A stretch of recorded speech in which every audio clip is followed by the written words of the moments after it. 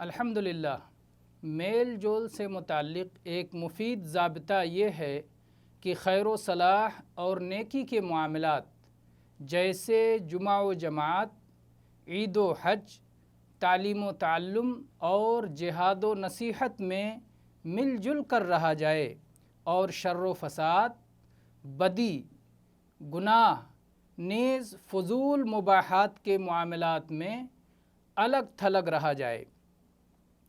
اگر کسی برائی میں کسی کے ساتھ رہنے کی ضرورت پڑ جائے اور ان سے الگ ہونا ناممکن ہو تو خبردار ان سے ہرگز اتفاق نہ رکھا جائے بلکہ ان سے اختلاف کیا جائے اور ایسی صورت میں ان کی جانب سے پیش آنے والی اذیتوں پر صبر کیا جائے۔ یہ بات تو یقینی ہے کہ جس کے پاس قوت و طاقت اور معاونین نہ ہوں گے اسے اذیت دی جائے گی، لیکن اس اذیت کے جھیلنے کے بعد رب العالمین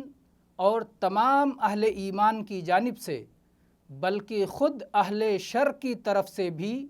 عزت و محبت اور تعظیم حاصل ہوگی۔ لیکن اگر ان کی برائی میں ان کے ساتھ متفق رہے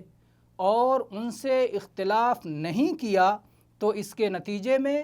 اللہ رب العالمین تمام اہل ایمان